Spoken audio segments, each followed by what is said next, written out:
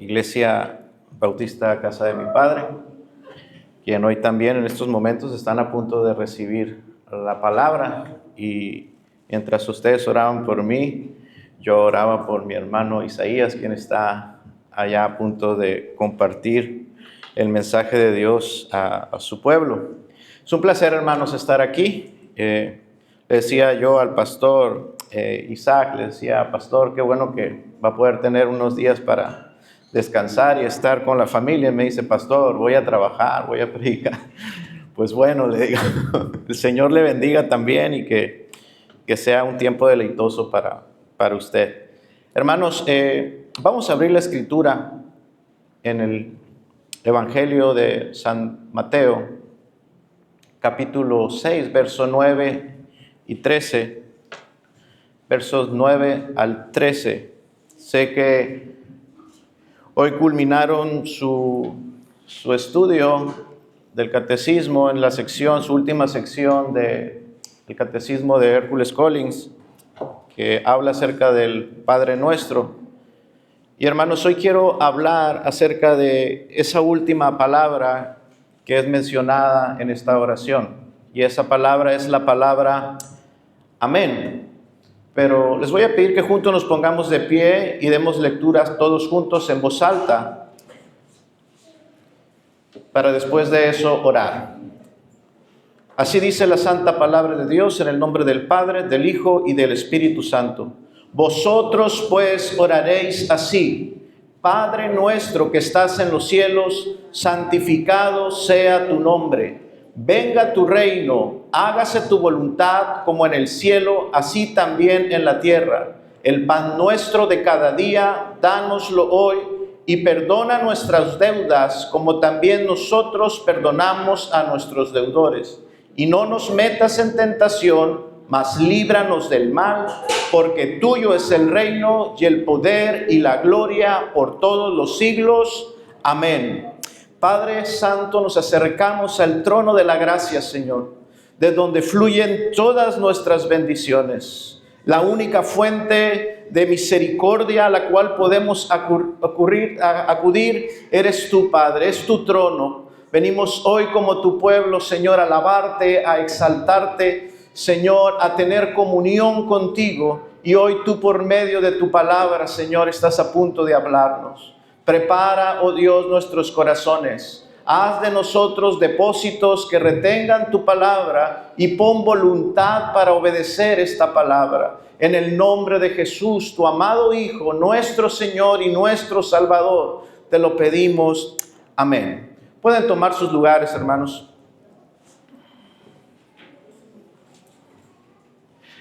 ¿Alguno de ustedes alguna vez ha dicho la palabra amén sin realmente pensarlo? Yo creo que todos hemos cometido este error, hermanos. Imaginen que están en una reunión importante donde se tratan asuntos importantes, y al final de esa reunión se elabora un escrito, un resumen donde está plasmado todo lo que se habló. Y se acerca alguien a usted y le dice: antes de que te vayas, queremos pedirte que tú firmes aquí de que estuviste en la reunión y que estuviste de acuerdo con lo que se habló.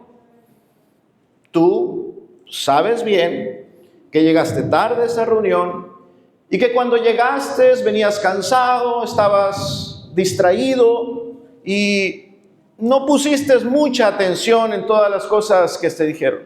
Pero aún así tú, de buena fe, firmas ese resumen, ese documento.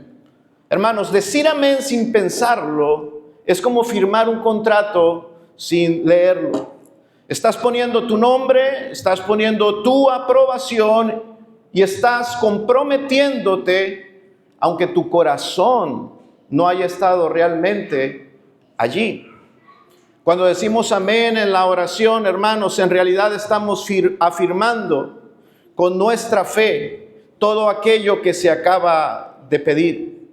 Por eso, hermanos, cuando decimos amén, como explicaba nuestro hermano por la mañana, no debe de ser algo automático, sino que el amén siempre debe de ser algo consciente, algo que en realidad nosotros estamos razonando, entendiendo. Algo, nuestro amén debe de ser reverente, nuestro amén debe de ser lleno de fe. Hermanos, yo sé que han estudiado el Padre Nuestro y muchos de nosotros tomamos la oración del Padre Nuestro como un modelo de oración privada.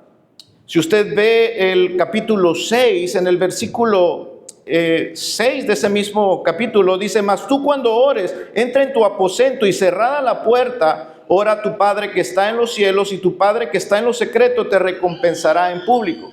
En este conjunto de enseñanzas de Jesús sobre la oración, habla o menciona primero sobre la oración particular, la oración individual, aquella oración que tú puedes hacer en lo secreto. Pero el modelo de la oración del Padre Nuestro, hermanos, está fuera de ese contexto individual. Como lo mencionaba algunos de mis hermanos al final del estudio, la oración del Padre Nuestro, hermanos, es un modelo de oración para el pueblo del pacto. Es un modelo de oración, hermanos, para ese pueblo del pacto cuando se reúne en adoración. Eso no quiere decir que no nos sirva para cuando estamos en lo individual. Por supuesto, hermanos, que nos sirve. Y es un modelo genuino para nuestras oraciones privadas. Pero, hermanos, la oración del Padre Nuestro está en un contexto donde el Señor Jesús está enseñando al pueblo del pacto cómo adorar. Cómo es que el pueblo del pacto va a hacer lo que el Nuevo Testamento después nos lo clarifica. Va a ser ese real sacerdocio que va a presentar adoración a Dios. Y entonces nuestro Señor Jesús nos entrega este modelo de oración o de adoración en un contexto más amplio. Así es que, hermanos, la oración del Padre Nuestro no es solamente un modelo para la devoción individual, es un modelo profundamente pactual y congregacional. Esta enseñanza de Jesús está íntimamente ligada al pueblo del pacto y su adoración pública, y esto se hace evidente en muchos niveles. Podemos decir que la oración del Padre Nuestro es la oración del pueblo redimido. Jesús introduce la oración diciendo: vosotros, usando la palabra vosotros, pues oraréis así. Así comienza diciendo Jesús esta oración: Padre nuestro, no Padre mío, no Padre tuyo, sino Padre nuestro. Él es Padre de un pueblo, Él es Padre de ese pueblo redimido. Y seguramente, como estudiaron en la primera sección del Padre Nuestro, Dios es Padre en dos sentidos. Él es Padre de la creación, pero Él es Padre también de aquellos que ha adoptado como pueblo suyo, como dice Romanos 8:15. En el antiguo pacto, Dios era Padre de Israel en ese sentido corporativo, como lo vemos en Éxodo 4:22. Pero en el Nuevo Testamento, en el nuevo pacto, por medio de Cristo, son los creyentes los que reciben la adopción y forman parte de ese pueblo que puede decir: Padre nuestro. Eres Padre de este pueblo, Él es Padre de un pueblo redimido, de los hijos adoptados que Él adoptó por la redención de Cristo. La oración del Padre Nuestro presupone redención, una redención previa. Presupone que aquel pueblo que va a hacer esta oración ha sido redimido. Por eso dice Padre Nuestro, porque Él ya ha redimido ese pueblo y podemos dirigirnos a Dios como Padre en el sentido filial, no solamente como lo hace el mundo. Cualquiera dice, puede decir que cree en Dios y puede decir que le puede dirigirse a Dios como Padre, porque Él es Padre de toda la creación, cuando no existe una relación filial. Esta oración entonces presupone una redención previa, una relación filial, y tercero, presupone que formamos parte de una comunidad de hermanos. Padre nuestro, vosotros pues oraréis así. Ustedes, el pueblo. Por eso, hermanos, creemos que esta oración está en un contexto de adoración colectiva. No dice Padre mío, sino Padre nuestro. Si se da cuenta, es un lenguaje de asamblea. Oraréis así. ¿Cuándo? Cuando estén en asamblea. Cuando estén juntos. Vosotros, mis discípulos, los redimidos, orarán así. Este es un lenguaje de asamblea, como lo mencionaba un hermano en la mañana. Esta es una oración esencialmente congregacional. Todos los pronombres que están ahí están en plural. Danos, perdónanos, no nos metas, líbranos. Son pronombres en plural, no en singular. Esto nos muestra, hermanos, varias cosas. Y es que la fe cristiana no se puede vivir individualmente. No podemos ser cristianos aislados de una asamblea de cristianos. Es por eso que el apóstol Pablo nos exhorta a no dejar de congregarnos, porque la vida cristiana se vive en un contexto congregacional, en un contexto de asamblea. La fe nuestra no es individualista. La adoración del nuevo pacto, otra cosa que nos enseña, hermanos, es que la adoración del nuevo pacto es corporativa. Es corporativa. Sí, hermanos, debemos orar en lo secreto para que nuestro Padre que nos ve orar en lo secreto nos recompense en público. Pero hay una adoración que se ofrece de manera colectiva, corporativa. Y en el nuevo pacto, hermanos, esto es así. El creyente ora, o lo ampliamos a un contexto más amplio, adora a su Dios como miembro de un cuerpo. Somos miembros de un cuerpo. Esta oración, hermanos, refleja la estructura de la adoración del nuevo pacto. Yo quiero invitarlos a eso, a reflexionar ahora en la oración del Padre Nuestro brevemente desde ese contexto congregacional y ya no tanto individual. En esta oración encontramos un orden que refleja el culto cristiano, un modelo litúrgico que está condensado en esta oración, y esto es maravilloso. Lo que hacemos en la liturgia cristiana en esta mañana, hermanos, tiene que ver mucho con el Padre Nuestro. Exaltación. ¿Cómo empieza el Padre Nuestro? Con exaltación, adoración a Dios. Santificado sea tu nombre. ¿Y cómo hacemos eso en la liturgia, hermanos? Iniciando con una lectura de proclamación, de adoración a Dios, regularmente algunos de los salmos, con las lecturas públicas, anunciando sus maravillas. La oración muestra la sumisión al reino. Venga a nosotros tu reino, hágase tu voluntad. ¿Y qué venimos a hacer como parte de la liturgia, como pueblo cristiano el día del Señor? Sino también venir aquí y humillarnos delante de nuestro Dios vivo. Humillarnos delante de Él. Llegamos temprano para humillarnos. ¿Y cómo nos humillamos, hermanos? Yo quiero animarles a que no tengan en poca cosa llegar temprano a estudiar el catecismo, a la catequesis, a la enseñanza. Porque eso, hermanos, es humillarnos a nosotros mismos. Es muy fácil quedarnos en casa, es más cómodo levantarnos un poco más tarde. Yo lo sé. Yo tengo 2 hijos, yo tengo que despertar a 2 de mis hijos y jalarles y quitarles la cobija cada día domingo. En la semana se levantan solos para ir a la escuela y se alistan solos, pero el día domingo algo pasa. La carne lo sabe.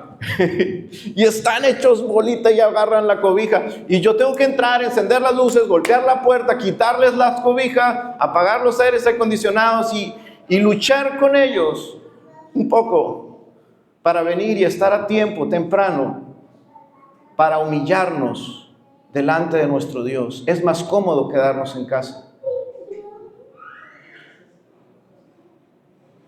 dependencia. El Padre Nuestro nos enseña la exaltación, la sumisión al reino, nos enseña también dependencia. Danos el pan nuestro de cada día. ¿Y qué es? ¿Qué tiene que ver eso con la liturgia del día del Señor? Venimos a recibir la palabra de Dios, a recibir el bien espiritual que necesitan nuestras almas, a decirle a Dios: necesitamos de ti, y solamente tú tienes palabras de vida. Venimos a recibir el pan y nos ponemos delante de Dios para echar mano de todos los medios de gracia posible en este día para alimentar nuestra alma y tomar de esa fuente que Él tiene para nosotros. El Padre Nuestro nos enseña la confesión y reconciliación. Perdónanos, ¿verdad? Antes de tomar la cena del Señor. Por eso es bueno, hermanos, regularmente tomar la cena del Señor siempre que sea posible. Y cuando usted sabe que es día donde habrá Santa Cena, hermano, ponga especial atención. Eso es un medio de gracia donde Dios nos bendice. Y antes de tomar la cena del Señor, el sacramento, nos ponemos a cuentas con Dios. Hacemos una reflexión profunda en nuestro corazón sobre el estado de nuestro corazón para no tomarla indignamente. Y venimos a confesar nuestros pecados y a reconciliarnos si estamos distanciados de algunos de nuestros hermanos. ¿Qué tiene que ver el Padre Nuestro con la liturgia, hermanos? El Padre Nuestro nos enseña a pedir por preservación. No nos metas en tentación. Hay una parte importante en la liturgia, hermanos, que nosotros practicamos, que es la bendición sacerdotal o la bendición pastoral al final. De una manera o de otra, yo sé que el pastor aquí también lo hacen. Al final, el pastor ora y hace una oración. Hermanos, no es una oración final para despedirnos. El pastor está bendiciendo al pueblo para que sea preservado. Haznos regresar con bien a casa. No es una oración cualquiera, hermanos. Es una bendición sacerdotal, una bendición pastoral. Y el Padre Nuestro termina de nuevo con exaltación. Antes de terminar este tiempo de adoración, mi hermano Isaí me dice: por favor, pastor, cuando termine de predicar, vamos a entonar el himno 125. ¿Por qué? Porque terminamos con exaltación, como el Padre Nuestro termina con exaltación. Jesús no pudo terminar el Padre Nuestro, hermanos, de una mejor manera que después de todo esto decir: amén. Porque tuyo es el reino, el poder y la gloria por todos los siglos. Amén. Y aquí, hermanos, es donde quiero poner especial énfasis en esta mañana. Jesús así lo hizo. Yo creo que Jesús así lo hizo, aunque haya algún debate en que si Jesús lo hizo o no. Yo creo que el hecho de que esté escrito hasta el día de hoy y esté en nuestras escrituras, hermanos, ese es un milagro de que ese texto haya sido preservado por tantos siglos. Yo creo que ese es un argumento fuerte para creer que Jesús sí dijo esta última parte, que Jesús enseñó que al terminar digamos amén. Pero entiendo quienes puedan tener sus dudas y lo acepto también. Cristo mismo puso la palabra amén al final de la oración, hermanos, mostrándonos que esa palabra tiene quizás más importancia de la que le hemos dado hasta el día de hoy. Y también esa palabra forma parte del culto que ofrece el pueblo de Dios en el nuevo pacto. Así que, hermanos, lo que vamos a considerar hoy, hermanos, no es un tema menor. Es un asunto que nos concierne a todos y a cada uno de nosotros en el culto de adoración. Quienes predicamos, quienes dirigen una lectura, quienes dirigen los cantos, los himnos, los salmos, quienes escuchan la lectura, quienes terminan de cantar, todos nosotros, hermanos, ninguno de nosotros debería ser indiferente e ignorar el peso de esta palabra, porque es usada en la adoración. El término amén tiene dos usos principales en la Biblia, como lo mirábamos en la mañana. Cuando aparece al inicio de una frase, significa ciertísimamente, verdaderamente, así es. se usa como una afirmación de que lo que se está diciendo es totalmente verdad. Los evangelios traducen las palabras de Jesús que seguramente fueron en arameo. Los evangelios lo escribieron al griego diciendo, amén, amén, lego soy. Como el evangelio de Juan, capítulo 3, verso 3, Jesús le dijo a Nicodemo, de cierto te digo, amén, amén, lego soy. La palabra amén no es una traducción, es una transliteración. Continúa diciéndose de la misma forma en hebreo al griego. Jesús dijo así también en Mateo 8:34. Jesús le respondió, de cierto os digo que todo aquel que hace pecado, esclavo es del pecado. Entonces tiene este uso de decir, lo que voy a decir es algo ciertísimo, sin lugar a dudas. No tiene que haber ninguna duda, esto es así, sin lugar a dudas. Pero también, hermanos, aparece esta palabra al final de la oración del Padre Nuestro con otro significado. La palabra amén refiriéndose a una confirmación. Es como decir, así sea. Cuando tú dices amén, estás diciendo así sea o hágase así. Es una manera de resumir y de confirmar que todo lo que se ha pedido, tú estás de acuerdo. Yo estoy de acuerdo. Así se haga. Hermanos, es lo que se llama el amén petitorio. Cuando decimos el amén después de una oración, es lo que tú haces, un amén petitorio. Tú no diriges la oración, tú no diriges la lectura, tú no diriges los cantos, pero al final hay un amén petitorio, un amén diciendo así sea. Y hoy vamos a hablar de eso, de qué significa decir amén en la congregación. ¿Se han puesto a pensar que esta pequeña palabra amén es una de las palabras más extraordinarias que existe? Ha traspasado, hermanos, las barreras del tiempo y de la cultura y de los idiomas. Cuando investigaba un poco acerca de este tema, encontré que los lingüistas están de acuerdo que esta palabra amén es quizás la palabra más adoptada globalmente. Es la palabra que se dice igual, sin sufrir ningún cambio en diferentes idiomas. Se pronuncia igual en arameo, en griego, en latín, en inglés, en francés, en español, en árabe. Amén es amén. Esto es maravilloso. Y en cientos de idiomas más, hermanos.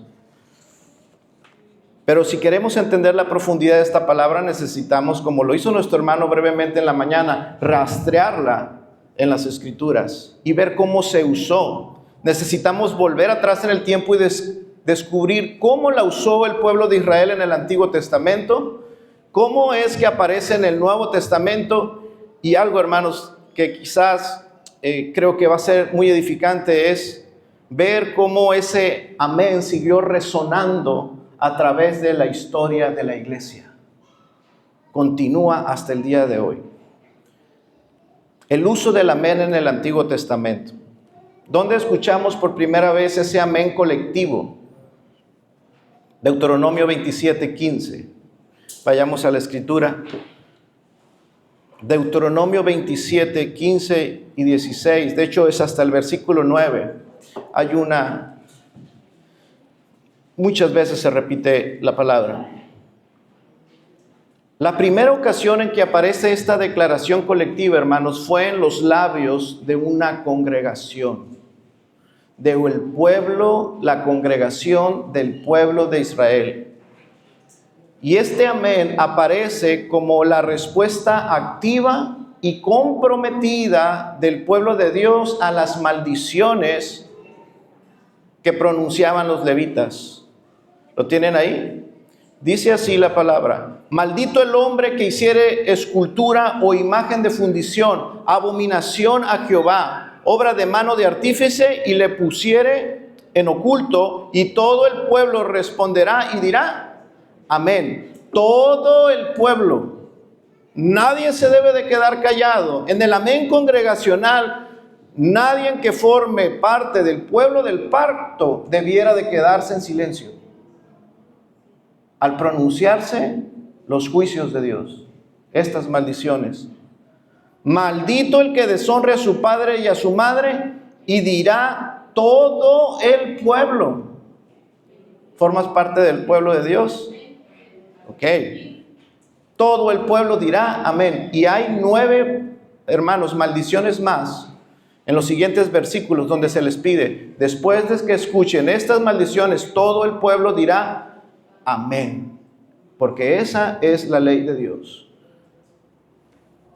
Y es la primera vez que aparece, hermanos, en un contexto donde el pueblo respondía de manera activa y comprometida a la voluntad de Dios. El amén fue la forma en que Dios le pedía a su pueblo que ratificara solemnemente ese acuerdo, ese pacto. Dios tiene relación con su pueblo por medio de pactos.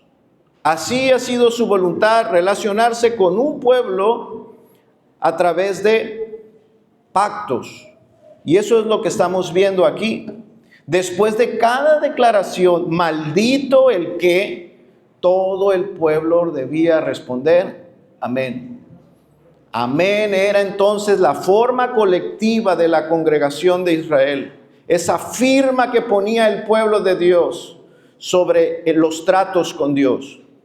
Con un amén decían, estoy de acuerdo, me comprometo, acepto las consecuencias de violar tu ley, de no hacer tu voluntad, sino hacer la mía. Yo acepto las consecuencias. ¿Y cómo hacían eso? Diciendo todos juntos, amén. Hermanos, era algo serio. Era una respuesta vocal, no era, hermanos, es que yo lo dije en el corazón. El amén congregacional no es en el corazón. No. Es de una manera audible, unánime y consciente. Recuerden esto, hermanos. El amén congregacional es audible, unánime y consciente. No podían decirlo a la ligera. Decir amén era un acto de pacto.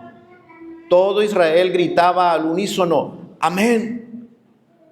Estamos de acuerdo con Dios como nación. Él es nuestro Dios. Desde el principio, hermanos, entonces vemos que esta palabra conlleva un gran peso de compromiso, de responsabilidad y de consecuencias. Ellos se hacían responsables, hermanos, de cumplir lo que estaban afirmando.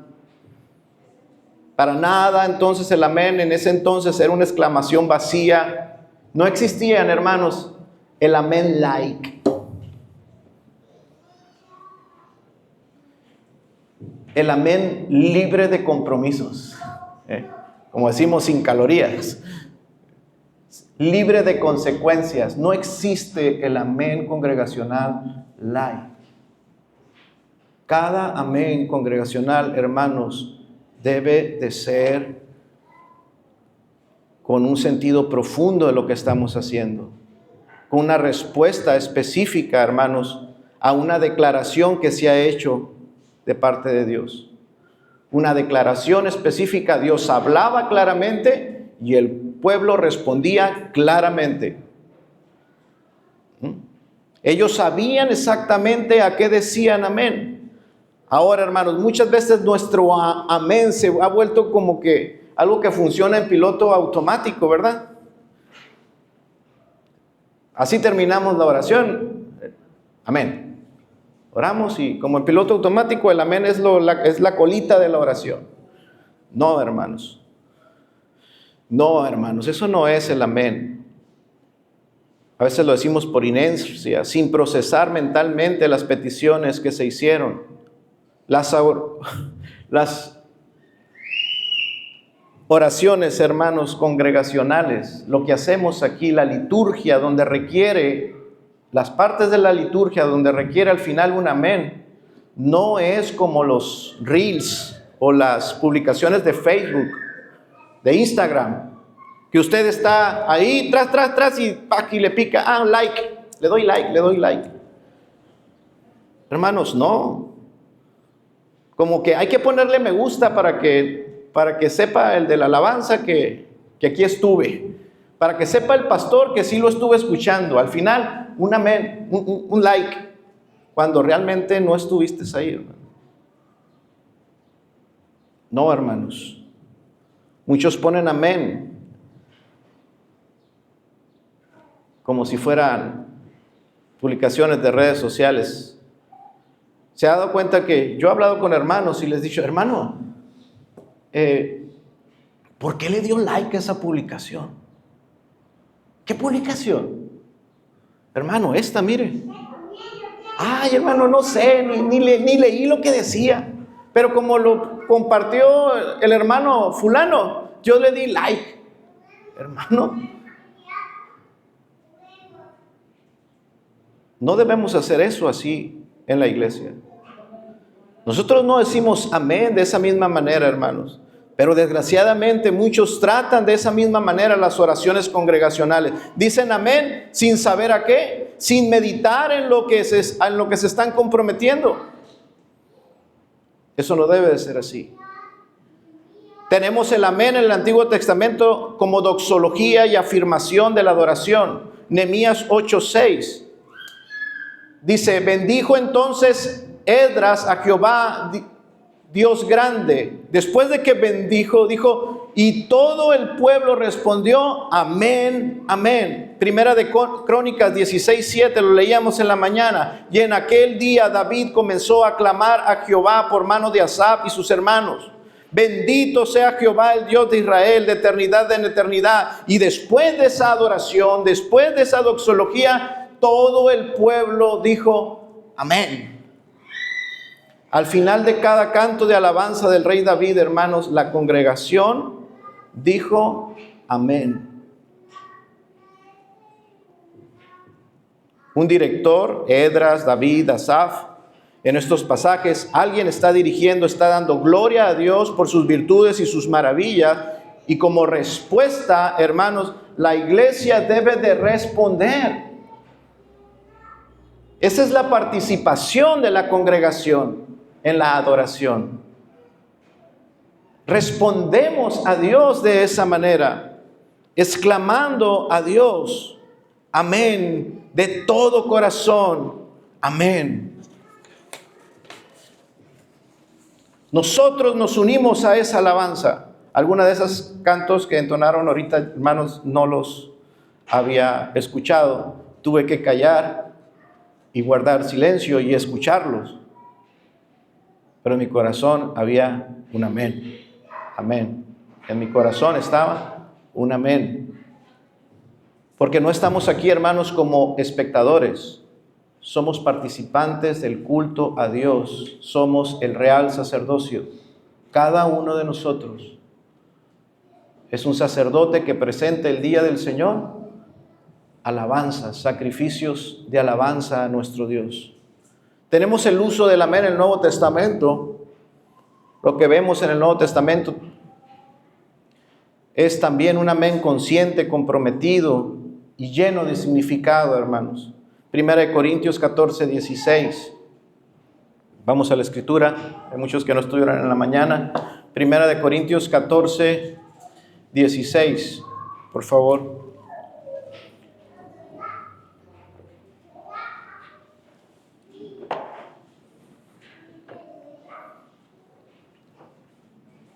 Dice la palabra de Dios, porque si bendices solo con el Espíritu, el que ocupa lugar de simple oyente, ¿cómo dirá amén a tu acción de gracias?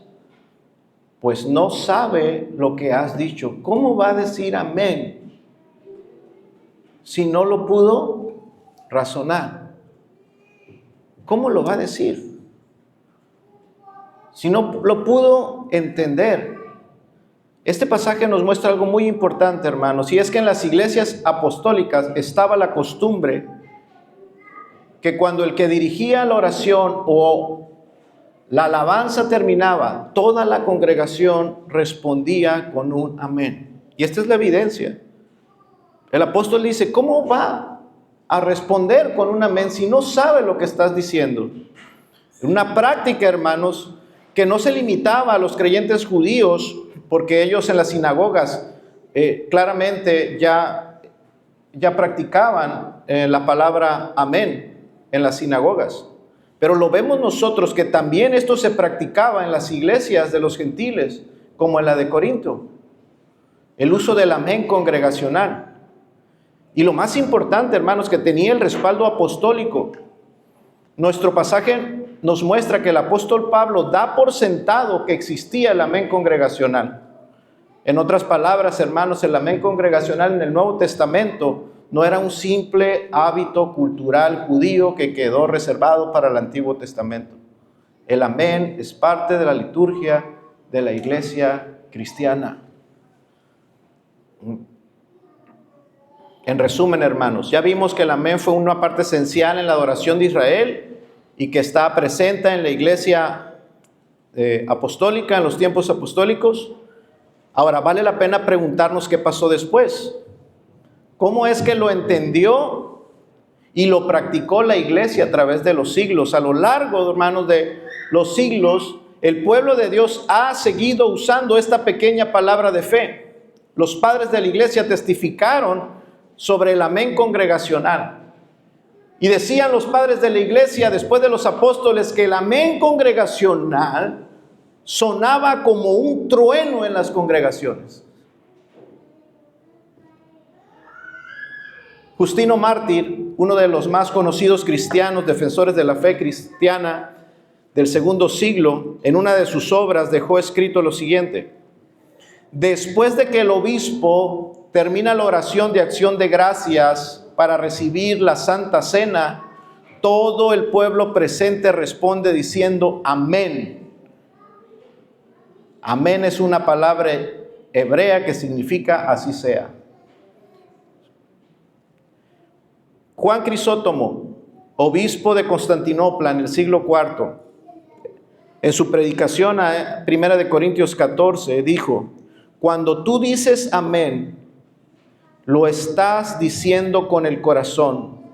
La palabra amén es la ratificación de lo que se ha dicho y un asentamiento común en la congregación. Crisóstomo enseñaba a la iglesia sobre la importancia, sobre su participación en el culto de adoración, la participación del pueblo. Ustedes ratifican con un corazón ardiente diciendo amén. Juan Jerónimo, siglo IV, reconocido como el padre de la exégesis bíblica y por ser el traductor de la Biblia, la Vulgata latina. En su comentario a la epístola de los Gálatas dice: en la iglesia de los campesinos y los pobres, y para decirlo más verazmente, el pueblo común, al final de la lectura del profeta, así se le decía al pastor, al final de que el profeta daba la lectura, o al terminar de cantar un salmo, resuena el amén congregacional, de modo que el cielo mismo, los mares y la tierra parecen retumbar con el fragor de esta palabra. ¿Escuchó cómo era en estos tiempos? La iglesia respondía de amén, con un amén fervoroso, hermano, formando parte de la liturgia cristiana. Hermanos, podemos concluir sin temor a equivocarnos al menos dos cosas: que el amén congregacional en la adoración es un elemento que presenta una continuidad ininterrumpida desde el Antiguo Testamento y tiene continuidad con el pueblo del Nuevo Pacto. Y segundo, hermanos, que el amén congregacional bíblica e históricamente ha representado la participación de la comunidad de creyentes en la liturgia desde los primeros siglos. La pregunta para nosotros hoy es esta, hermanos: ¿heredamos una costumbre ¿O heredamos también la convicción que ellos tenían? ¿Cómo ha llegado el amén hasta nuestros días? Hasta esta iglesia. ¿Cómo has heredado esta práctica? ¿Solamente como una costumbre? ¿O has recibido esta herencia junto con su convicción en la participación del culto de adoración a tu Dios? ¿Cómo asegurarnos de que nuestro amén no sea solamente un ritual histórico, hermanos? La palabra de Dios demanda 3 cosas en el amén: entendimiento, fervor y expectativa. Y al mismo tiempo, hermanos, la palabra de Dios nos lanza advertencias y reprensiones en el mal uso de esto. Y esta es la siguiente sección de este sermón: las demandas del amén. Quiero decirles primero sobre esto. El amén demanda, como ya he dicho, entendimiento. Esto es lo primero que tenemos que considerar. Todo acto en el culto de adoración debe de ser con entendimiento. Nuestras lecturas, nuestros cantos. No se trata, hermanos, de tener cánticos más bíblicos solamente. ¿De qué vale tener cánticos o cantar salmos si no estamos ahí? Si nuestro corazón no está ahí. Igual se está cantando un salmo que un canto contemporáneo. ¿Cuál es la diferencia si nuestro corazón no está ahí? Nuestro entendimiento no está ahí. El culto de adoración requiere entendimiento. Nuestras lecturas, nuestros cantos, nuestras oraciones, los sacramentos, el amén, todo debe de ser con una atención reverente. Todos estos elementos, hermanos, deben de conformarse a las instrucciones divinas, por supuesto. Claro que los cantos deben de ser bíblicos, claro que las oraciones deben de ser basadas y llenos de la palabra de Dios, claro. Y también deben de ofrecerse con humildad a Dios por medio de Cristo. Hebreos 12:28 dice: así que tengamos gratitud y mediante ella sirvamos a Dios agradándole con temor y reverencia. ¿Y recuerdan el por qué? Porque nuestro Dios es fuego consumidor.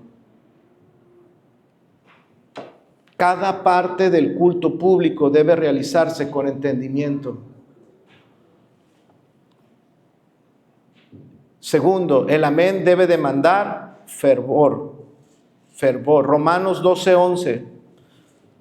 El apóstol Pablo exhorta a que seamos fervientes en espíritu, sirviendo al Señor. Dice el texto, fervientes en espíritu, sirviendo al Señor. Imagínense esto.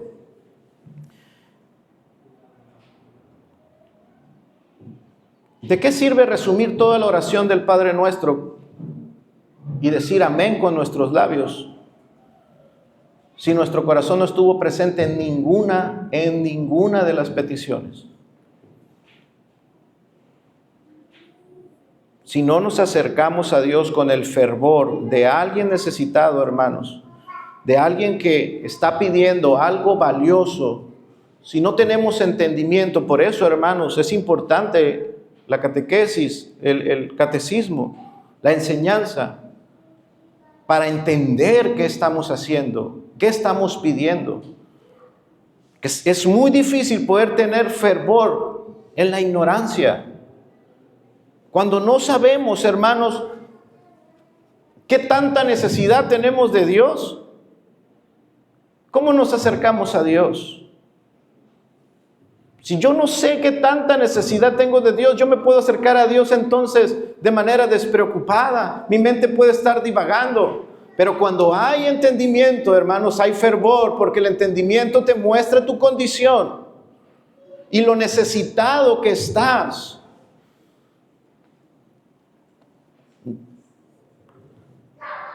No debemos, hermanos, de hacer las cosas sin poner el corazón en ello. Nuestro amén entonces se va a vaciar por completo si hacemos así. Se va a reducir a una palabra de cortesía como lo hacemos, ¿verdad? Hola. Decimos hola a veces cuando ni siquiera queremos saludar a alguien. Lo hacemos por cortesía. Decimos adiós por cortesía. Decimos muchas palabras así, hermanos. Pero el amén debe ser diferente. El amén debe ser el clímax de cada oración, de cada lectura de la palabra, de la santa convocación al iniciar la reunión.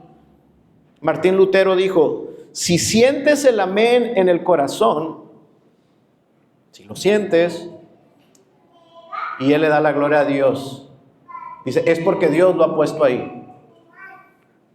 Entonces, hermano, yo cuando leí esto, entonces dije, ¿qué quiere decir esto? Esto me está exhortando que si yo no siento el amén en mi corazón, yo le tengo que pedir ayuda a Dios. Enciende mi corazón, haz arder mi alma. Hay un himno muy bonito que se llama Haz arder mi alma. Haz arder mi alma, oh Dios. Dice Lutero, si sientes el amén en tu corazón es porque Dios lo ha puesto ahí. Y si es así, entonces tienes la seguridad de que Él te ha escuchado.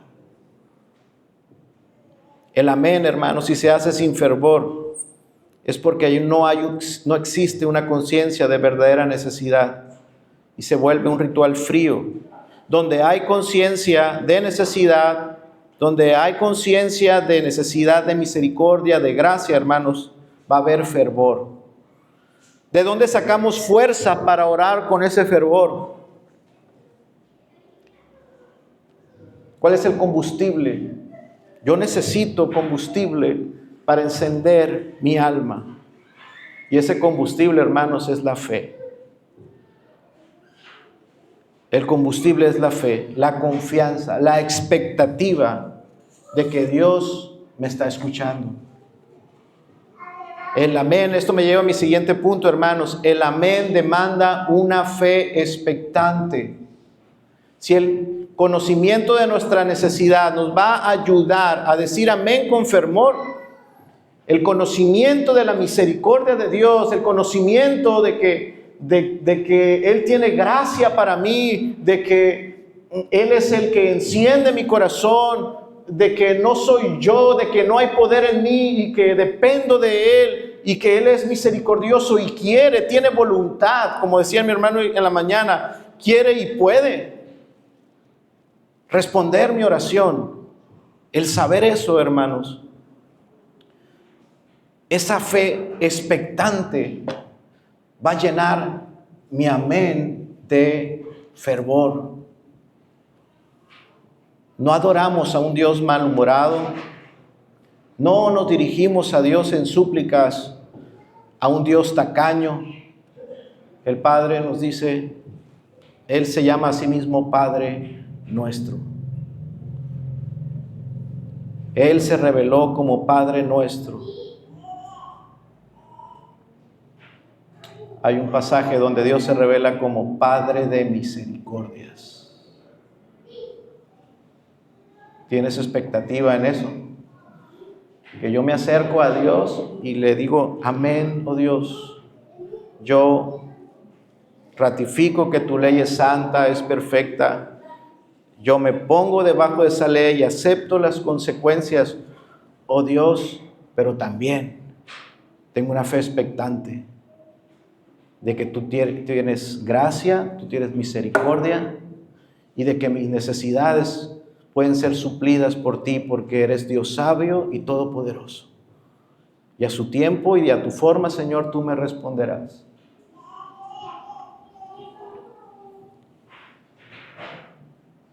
Dios nos invita en Hebreos 4, ¿recuerdan? Acerquémonos pues confiadamente al trono de la gracia para alcanzar misericordia y hallar gracia para el oportuno socorro. Fe expectante. Ahora, hermanos, la última sección de mi exposición habla sobre las advertencias y reprensiones. Para quienes dirigen y participan en el culto de adoración hay advertencias en el uso del amén congregacional. Como leímos en 1 Corintios 14, hermanos, quienes dirigen deben evitar un lenguaje rebuscado.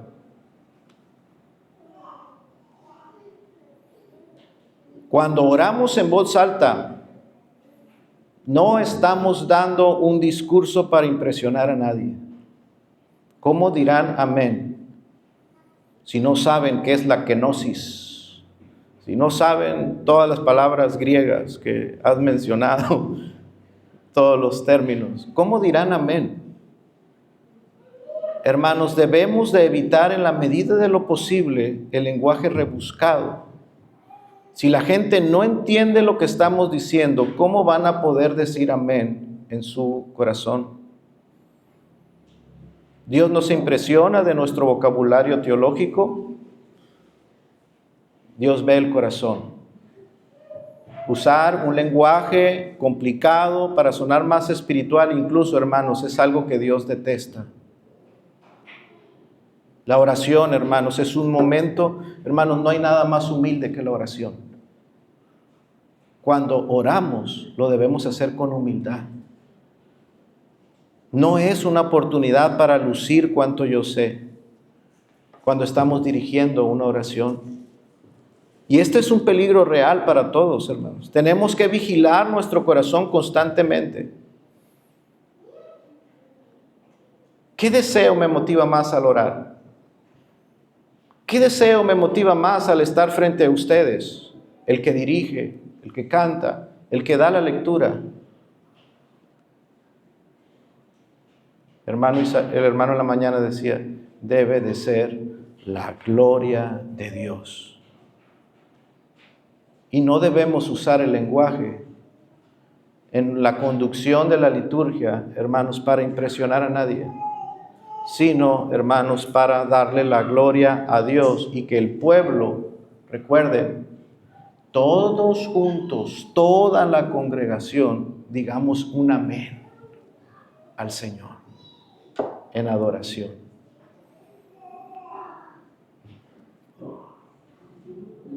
Cuando oramos, quienes dirigimos, debemos orar para ser entendidos, de tal forma que cada persona, sin importar su educación, sea un hombre muy culto o sea un hombre que no estudió, sea un niño de 11, de 10 años, o sea una anciana de 85, 87 años, todos y cada uno te deben de comprender.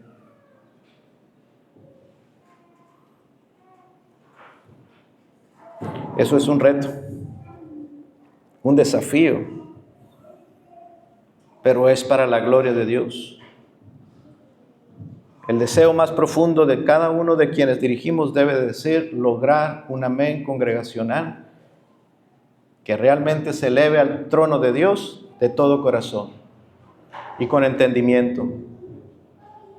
Segundo, hay otra exhortación, hermanos, y esta exhortación va dirigida para los que llegan tarde. En la congregación hay un amén que llega tarde. Este tipo de amén, hermanos, debe de ser advertido y puede resultar incómodo para algunos. No es poca cosa, hermanos, resaltar la importancia de llegar a tiempo a la casa de oración. Todos entendemos, hermanos, que a veces surgen imprevistos, ¿verdad? Verdaderas emergencias, el niño se enfermó, el auto no encendió en la mañana, verdaderas emergencias, por supuesto que hay. En esos casos, hermanos, por supuesto que es mejor llegar tarde que no llegar. Dios conoce todas las cosas, pero el problema, hermanos, estoy hablando de la negligencia voluntaria. Cuando no hacemos un esfuerzo consciente y diligente para estar a tiempo, hermanos. ¿Por qué es tan grave llegar tarde? 3 razones. Primero, te pierdes tu amén. Si llegas tarde, te robas a ti mismo la bendición de unir tu amén a la primera oración, hermanos, a la invocación de Dios, y te pierdes tú el primer amén colectivo. Te privas a ti mismo de la oportunidad de responder a la santa convocación, Te pierdes esas primeras peticiones que levanta la congregación para que el Espíritu Santo esté entre nosotros y use la predicación y Dios sea glorificado en todo lo que hagamos. Tú te pierdes de ello. Llegas tarde cuando ya se elevaron esas oraciones, se llevaron a cabo sin tu acuerdo, sin tu consentimiento. Y eso, hermanos, es pérdida para ti. Segundo, hermanos, mal que hay en llegar tarde es que interrumpes el amén de los demás. Tu llegada tardía, hermanos, créeme, no es desapercibida por nadie. Cuando alguien llega tarde, todos se dan cuenta. La puerta se abre. Los pasos se oyen. Se oyen. Tus pasos se escuchan. Todo ese ruido rompe la concentración, la devoción de quienes llegaron a tiempo para poner su corazón y su mente en cada oración. Y te conviertes en una distracción innecesaria en ese momento tan solemne. Hay un amén que llega tarde, hermanos. Y tercero, hermanos, esto es un gran mal porque se prioriza la cortesía sobre la reverencia a Dios. Y esto quizás es lo más grave. Algunos llegan tarde y se dedican a saludar, incluso con la mano, a hacer señas. Llego tarde. Dios le bendiga, hermano. ¿Cómo estás? Dios le bendiga. Sí, acomodando las cosas y dedicándose a saludar a los hermanos que están.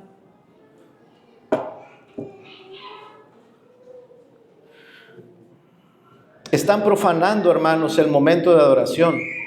Abraham Booth, quien escribió, hermanos, sobre este tema en especial, dijo, escuche bien, suspender, aunque sea por un instante, un acto de adoración al Dios viviente, sobre pretexto de dar muestras de urbanidad hacia un gusano de la tierra, es incomparablemente más irreverente que si un reo condenado suplicara por su vida ante el juez y de repente interrumpiera su ruego para acariciar a un perro. Un reo que está presentando su caso ante el juez y está suplicando misericordia, pero ve pasar a un perro y dice, esto no importa, y se dedica a jugar con el perro.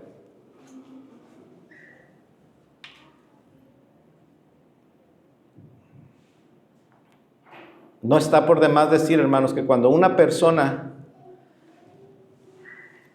hablemos del que no llega, un amén que llega tarde, un amén que interrumpe, y hay un amén, pues que no llega.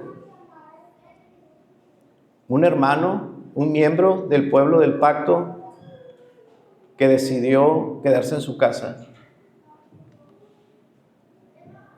Cuando una persona deja de estar presente en el culto público o en el día de oración, hermanos, manifiesta su clara falta de reverencia a la adoración. Cuando alguien no viene y está entre nosotros sin ninguna causa justificable, hermanos, esa ausencia manifiesta su desinterés por tener comunión con Dios y no solamente con su pueblo. Ese amén que no llega, que se queda en casa, es la evidencia del descuido espiritual de esa persona.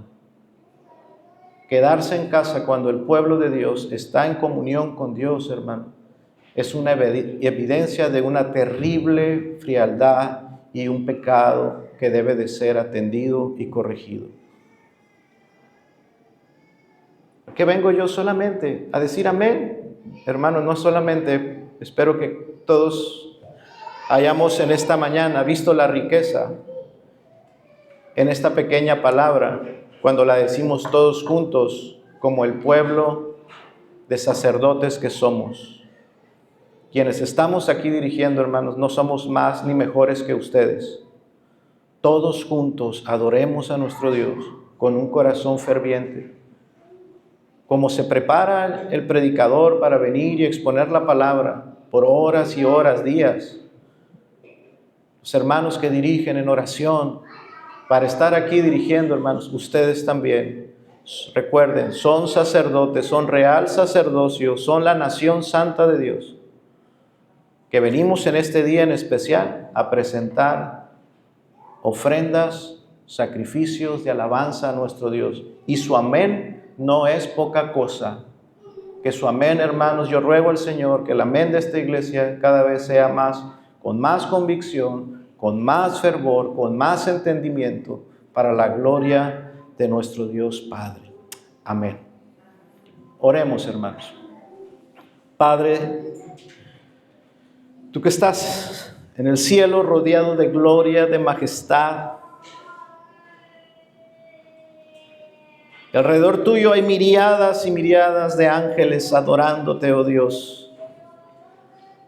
Aquí, Señor, en esta pequeña esfera, planeta llamado Tierra, estamos nosotros, tus criaturas,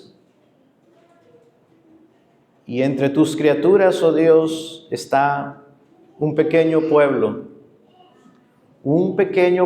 redimido, salvo por tu gracia. Hombres y mujeres que tú has querido, Señor, rescatarlas, limpiarlas, y en esa bajeza, Señor, darles de tu gloria, al compartirnos, Señor, a tu propio Hijo Jesucristo, infundirnos su vida a nosotros, su justicia. Padre, gracias. Gracias, oh Dios. Hoy queremos terminar este tiempo de adoración, Señor, dándote la gloria a ti, Padre nuestro. Por lo que tú eres, por lo que tú nos has enseñado, por lo que tú nos has revelado, Señor. Agradecerte, Señor, porque no hemos dejado de conocerte, ni tú has dejado de revelarte a nuestras vidas por tu palabra y a través de las providencias, circunstancias, Señor, que atravesamos. Hemos ido conociéndote más y más. Padre, gracias. Gracias, oh Dios, por mostrarte a nuestras vidas. Queremos, Padre, adorarte y darte a ti toda la gloria. Queremos pedirte, oh Dios, que enciendas nuestros corazones. Señor, que el conocerte, Señor, no sea solamente para enaltecer nuestro orgullo, Padre, para decir cuánto más sabemos, Señor, sino que el conocerte, el conocer tu voluntad, como lo hicimos ahora, Padre, un pequeño granito, Señor, más de tu voluntad a través de esta pequeña enseñanza. Señor, sea para que nuestra adoración sea un poquito, Señor, más agradable y más grata a ti, Señor. Más apegada a tu palabra, más conforme a tu voluntad, oh Dios. Y no por lo que nosotros somos, sino por lo que Cristo ha hecho en nosotros. Señor, gracias. Haz que esta palabra, Señor, cobre sentido, relevancia en nuestras vidas y sea usada, Señor, por tu Espíritu y nuestra conciencia cada vez que sea oportuno, Señor, se ha dicho el amén congregacional. Lo digamos, Señor, con convicción, con fervor, con entendimiento, Padre. En el nombre de Cristo te lo pedimos. No para nosotros, Señor, no para ser visto de los hombres, Señor, sino para tu gloria. En el nombre de Cristo Jesús te damos gracias. Amén.